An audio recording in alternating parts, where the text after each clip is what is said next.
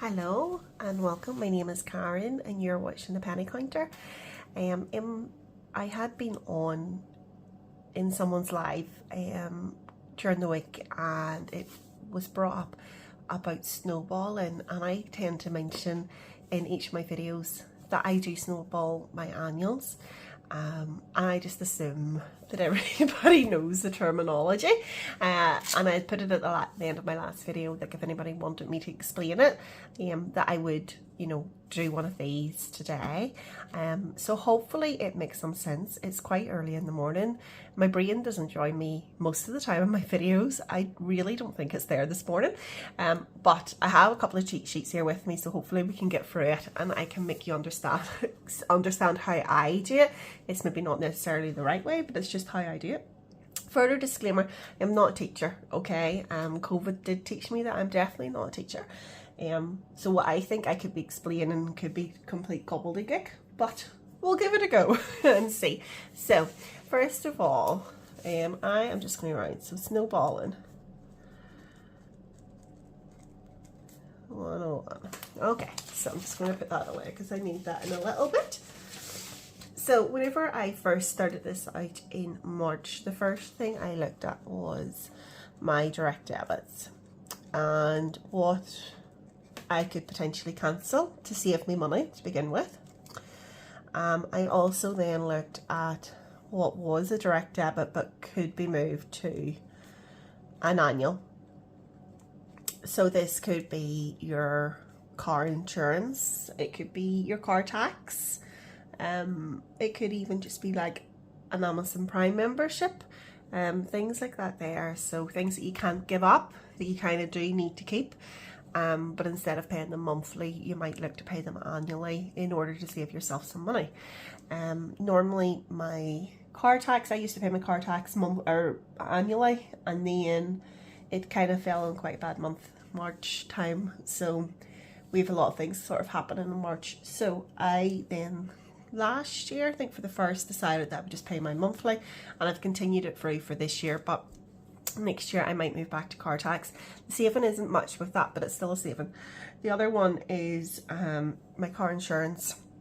I did pay it normally. I've always paid my monthly, but the difference this year was about £70, and I was like, no, I can't really justify it.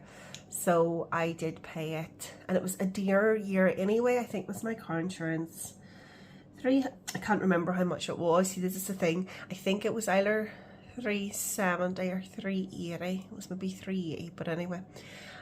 So that was in my head. I was like, right, no, I need to maybe potentially move that going forward, that it'll always be an annual.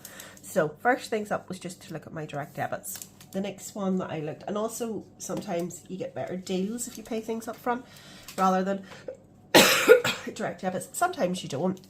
My dad is very into like magazines that are to do with like outdoor sports, like fishing, things like that there. And you actually get a better deal with those if you have a direct debit rather than if you pay annually, because I suppose with a subscription you could walk away at the end of it, whereas if you're in a direct debit, the chances is you'll forget about it and just keep paying it. So things like that don't work out any cheaper. So then the next thing I looked at was starting to list what my annuals I thought would be.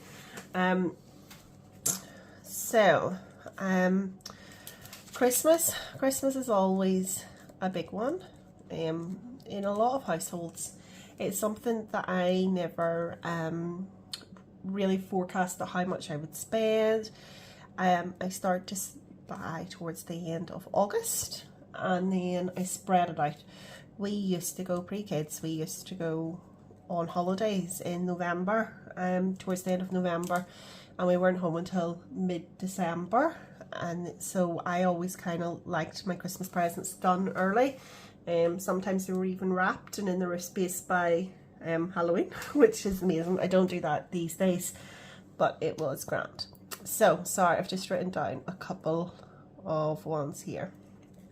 So, Christmas, car insurance, MOT, then we've got birthday general. So we have a lot of birthdays: March, April, May, June and July. And then they stop, apart from my wee boys in August, they stop then until November, December again. So I split my birthdays into two because there's no point saving all that money to then be like, it's just sitting there doing nothing. It's just sitting on my binders. So thingy. I will tell you the reason why I started to snowball in only a second, but my brain is working at the minute. So it's like, no, just like get this done. So birthdays, son, so that's my little boys. Scout fees, BB fees. So that's his clubs. The other one he does is swimming, but I pay it monthly, and he does football. But my husband pays for it.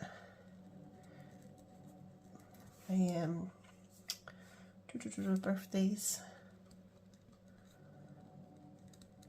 Then the November, December one, and then car tax, which is new. So there's 2 new ones on this today because I'm just using this as my forward look. Okay, so why did I decide to do it this way?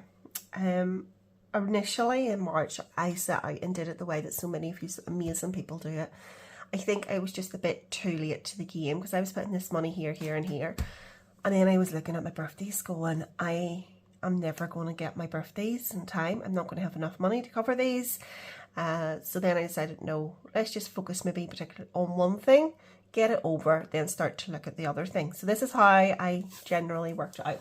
So Christmas, I kind of want it at some stage in October, and I want to save 1,000 for Christmas. Again, I don't know what I spend, but kind of thought that sounded like a good total. Whatever doesn't get spent, well, just get reinvested into things here. So January for car insurance / MOT, and it's 580. So it's towards the end of January my car insurance is due. MOT I think is now more towards the start, but that money will balance out for that. I don't have a car maintenance fund, so I am going to have to do it just like a monthly tracker thing for it, or potentially through some challenges. So his birthday isn't until August, but just to allow me to get the party booked. So this is for his party. They did miss out. He was that year, he was like nursery school age. Now, nursery school age, I know it's different. He was 4, but he's an old 4. So technically that's like a preschool age over here.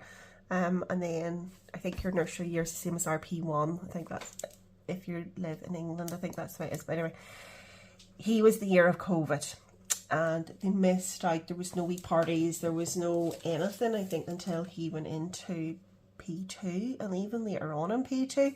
So he does feel a wee bit hard done by.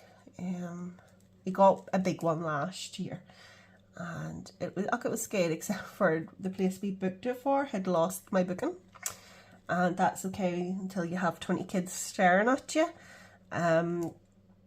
looking at you going, why is the party not started yet? So it was a disaster. Oh, I've missed out summer schemes.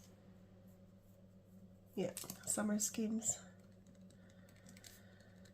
also needs to be added to this list. And it was June, so 150 birthdays, November. So I would want that by November, the start of November, for a couple of them, and then the last one, December. Car tax, we are needing that by March, and it is 150, and then summer schemes is 170. Yeah, and I would kind of need it by mid-June. So this is what we are left with. So hopefully you can see that okay, and excuse my messy writing. So the next thing I kind of looked at was, well, challenges or other money. Now, some people will do Pacific challenges to fund these, okay? I have decided not to do that. Not because I don't think it is a good idea. It really is a good idea. Sorry, those are actually 65, but it'll come down to 55 and I'll tell you why in a minute. I think I just wanted to know I definitely had the money for the year. So I wanted it not to think about challenges. If I happen to do a challenge and I do feed it in, happy days, am I amazing? But I didn't want to rely on having done a challenge for it. Now, I did take into account other money, so I know that I have back pay coming in July, or June's pay, so it's really July's pay, the way I work out in my head, back in June's pay, and I'm going to defer 300 of that.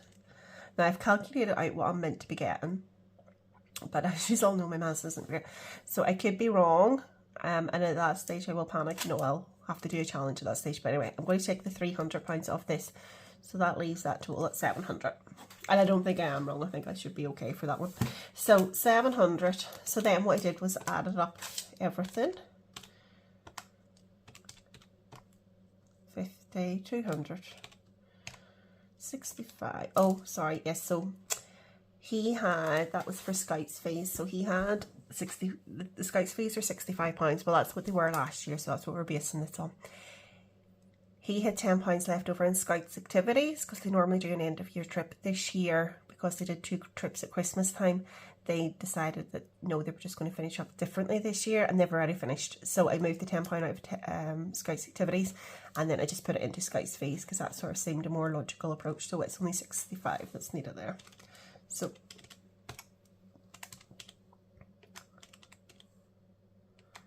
200, 55, 65. 140, 150. So yeah, 2,450. So the BB fees, they're technically only £30.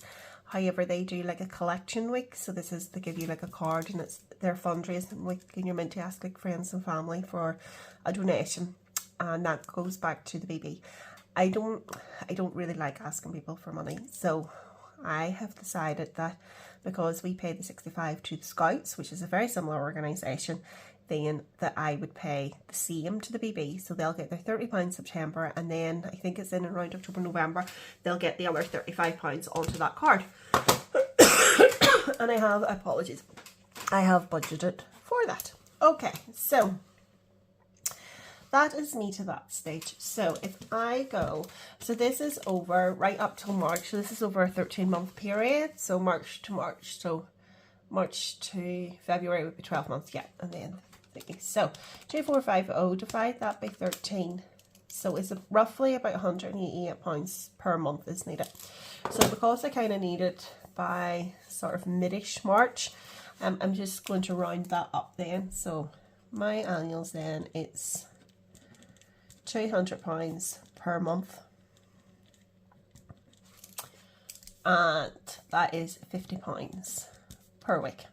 If it is a 5-week month, which we have a few coming up, I'll just skip that week. So it's 4 times each month basically that this is stuffed, and it's £50 each of the weeks that it is stuffed. Okay, so the last bit I did was I just put these into an order of, you know, what order I was going to pay these things in to start to snowball. So birthdays, March, July was my first one. My next one was back to school. So that's to get the offers that some shops do. And a lot of them sort of do them around June time, I think. So back to school. As I said, I was never as organised for back to school in my life. Birthday son, well, that's a lie, because whenever he was in starting primary school, I had ordered him jumpers based on the size he wore to preschool, and these jumpers came and they were huge, like I mean huge. So although I got them for P1 for starting school, he and Debbie didn't wear them there till P3. So yeah, I've had jumpers for 3 years basically, nearly sitting for him. 6, 7 is Christmas. 8 will be birthdays, November, December. 9 then will be my car insurance. 10 will be my birthday, and 11 will be car tax. Okay, so just to speed it up and to make it look even more thingy, my Blue Peter moment. Look, here's one I prepared earlier. So this, I did this actually on an Excel spreadsheet in real life, but just to make it easier today, I've just put it on a piece of paper. I'm hoping that everybody can see that, and I've just put them in the order of all the activities. So this, how my pay works. So I will get paid at the end of February. So it's technically February's pay, but then that's the pay that I use in March. Okay, so it's not the end of March, it's mid. That's how, so you basically, I get paid the month before, and then I'll count it into that one. Okay, so I am going to do this, and hopefully it shows up okay in camera. So our first one there, I'll just put my totals down the side just to make sure that I'm right. So birthdays is 150. So this column this row should add up to 150. Back to school should be getting 140 points. Oscar's birthday got 200. Summer schemes are getting 170. Scout fees are now getting 55. BB fees are getting 65. Christmas is getting 700. Birthdays, November, December will get 90. Car insurance MOT is 580. I think that's a very random number. But anyway, I don't know how I calculated it that way back.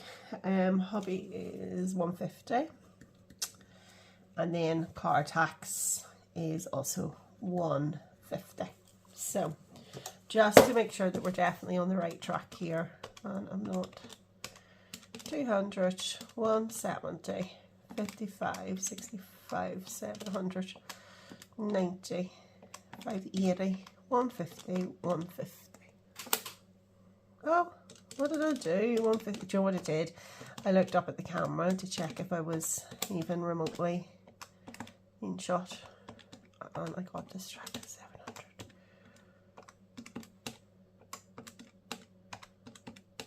So it should be 2, 4, 5, 0. Okay, so starting. Oh, lost my pen. Pick a different color. So starting at the top of the list, trying to think of a colour that's not going to run out halfway through this. 2 seconds. Yeah, do purple. So starting at the top, I need 150. So I have 200 each month to stuff. So 150 will go into birthdays. £50 will go to back to school. So that puts me down to £200. Okay. In April then, I will put, and I have a cheat sheet, so bear with me to get my cheat sheet. I have £90 will go into back to school. So that's fully funded. That is now fully funded. Okay. Oscar's birthday then will get £110 that month, and that is fully funded. Or no, it's not fully funded. That month is fully funded, should I say. In May then he will get £90, and that will make him fully funded. Okay. Summer schemes then will get £110, and that month is fully funded. Summer schemes then will get £60 in June, and that will make it fully funded. We are going to pay Scouts fees of £55 and £65 into BB, and then £20 into Christmas, and that will make that fully funded. And these, as you can see, the lines are going across because I don't need to worry about those monies again. Christmas is a long one, very long one. So it's 200, 200, 200. Okay, so that's me up to 620, and then £80. So by mid, yeah, pretty much by mid-October, that should be me ready to go. We will also put £90 into birthdays and Christmas. The birthdays, which are November and December, and my car MOT insurance will be £30. Okay, it will get £200 in November, 200 in December, and then I don't need this money until the end of January, so it will get then the final one. Let me see, because I think just to make sure I can add up here, so I need 580 and I've saved 430. Yeah, so it'll get the final 150 in at the start of January, so the money should be there then to cover that. And then husband's birthday, he will then get the £50. So sorry, I should put 200 down here.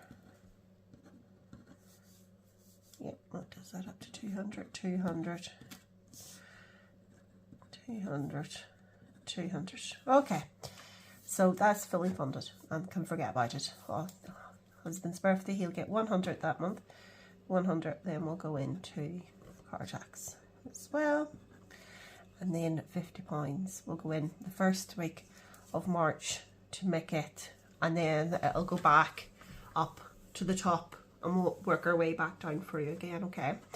This 50 I may increase towards the end of the year, an extra £10, I don't know, or thingy, just to kind of make it feed back nicely back to the top, or I may just absorb that in, but anyway, that is where we're at.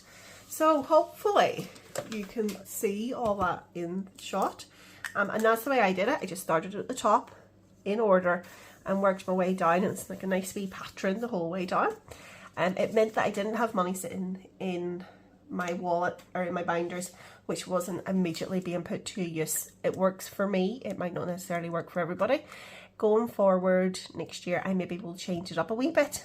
I haven't decided.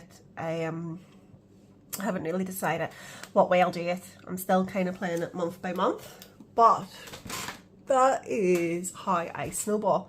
Now, I know some people do it for credit cards. I don't have any credit card debt left anymore. Credit cards, I did, whenever I was a student, now I would have had a few credit cards and then paid them off. Got another one round our wedding just to make sure we definitely had the money there. Paid it off and then swore I would never get another one. Changed my bank account and it's like a hard check, and my thingy, my credit rating really dropped for some reason. And now I don't think this was normal. I don't think that's the way it normally works. Okay, for those people who are switching, it doesn't normally do this because I've switched since and it didn't have this impact. But I don't know if it's because I paid a credit card off round about the same time, but my credit rating really dropped. So I took another credit card, but it was 0%. And that was only to build my credit rating back up again. It was 2 years interest free. And I booked a cruise on it, thinking, oh, I would just pay the cruise off it, and forgot about that. But anyway, long story short, so yes, I did have a credit card, but I have, it's a long time since I've had multiple credit cards on the go, okay? So I'm just going to really roughly do it, and this is how I would do it. Again, I don't know if this is right. I'm not a financial advisor, but personally this is how I would do it, is I would do a very rough table because I didn't bring my ruler with me. So up here, I'm going to put the name of the bank, and I don't know how many columns I'm going to do. I'm going to have to keep it easy for myself because I said the brain's not working. My balance and my interest rate.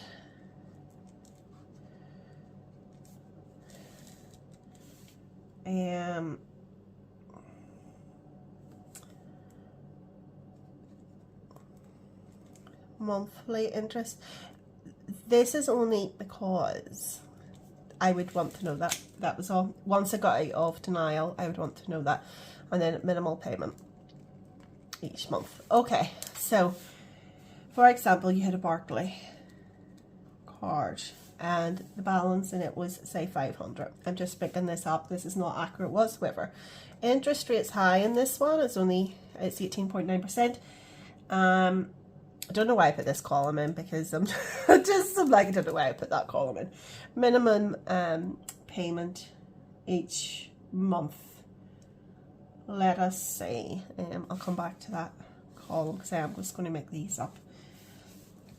Halifax, say, and these are no way reflective of what the Halifax interest rates or anybody's interest rates are because, as I said, I don't know. I'm just making stuff up. And then let's go with a Santander. I actually don't bank with any of these banks anymore. Let's go 2,000 for them, and it's a 0% interest. Okay, and let's go Bank of. Oh, let's go Ireland because I can't think of a different one. So, and let's say it's got 1,000, and again it's 0%. Okay, so to snowball this, I probably would do something similar. So monthly interest payment, I'm not going to fill that one in, but it is something that I would look up because it would maybe impact how I would pay these in what order. But we'll go with minimum payment each month. We'll say if you have 1,000, let's just say that's £20. I know it's probably more, but it's just for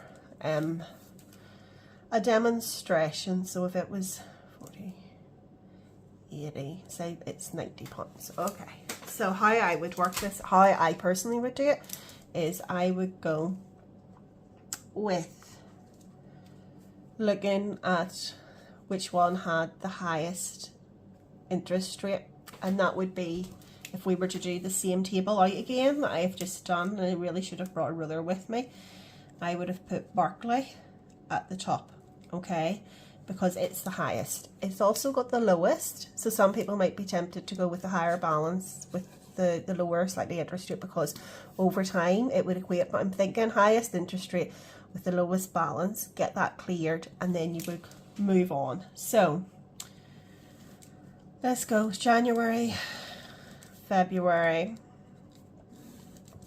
March, April,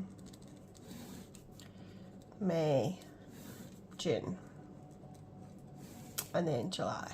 Okay, so we're doing this very short space of time. So we're going to go with our Barclay.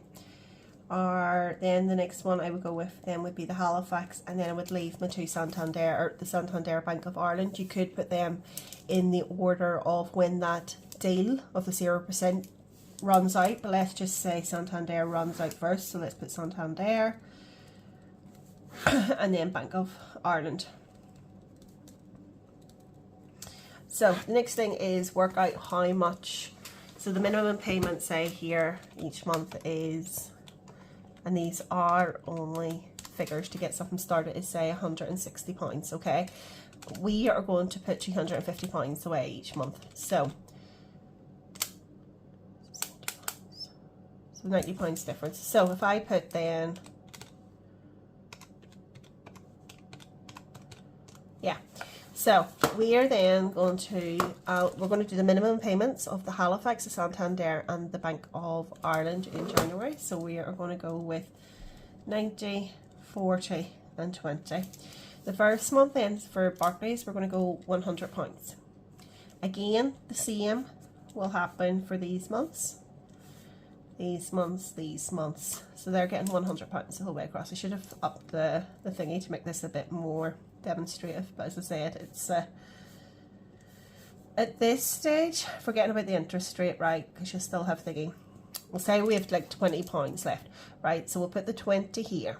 What's left here, the £80, will then go towards your Santander, so then it gets 170, 40 and 20. This is paid, so Barclays is gone by July. Then here it'll get its normal 100, so that it'll get the 100 from the Barclays going forward, plus its normal 90, so going forward it will get 190. So over time this will increase. Once you have the Halifax paid off, it will get it'll get then the Barclays 100. It will also get the Halifax 100, plus it'll get its normal, say £40. So by the time you get to Santander, you'll be paying £230 off each month. Once it's all paid off, then the Bank of Ireland then will be getting £250 paid off at each month. So over time, more money will be diverted to the ones that are lower down. Now, that was very badly explained, but as I said, it was only rough figures because I haven't had credit card debts in a long time, but that's how I think snowballing would work with credit cards. I could be wrong, so please don't quote me, but go away, have a look at it, look at your interest rates, look at your approximate monthly interest in there as well to see how much that would add up to over time, and your minimum payments, and work out exactly how much you can pay off, because spreading your money too thin as well could have a bit of a negative impact because you'll never clear anything. So have a look at it, but definitely for your monthlies, which I do know I know what I'm talking about only for my own ones. This has definitely worked for me this month, and worth having a sit down and go through all your finances and see if it would work for you. It is boring, but definitely I'm finding that it's really working for me. So that is me. Hope you all are having a lovely start of the new week. It's a bank holiday here in the UK, so and it's sunny. It's very sunny actually, so I am planning to make some breakfast for everybody, and then it is going to be outside, do a wee bit of gardening maybe, and hopefully I will go and have a lie down in the sun. I am as white as a ghost. I literally am. I am your typical person from over here. I love these people that can tan really quickly. I just am not that person. So anyway, have a good one, and I'll speak to you later. Bye.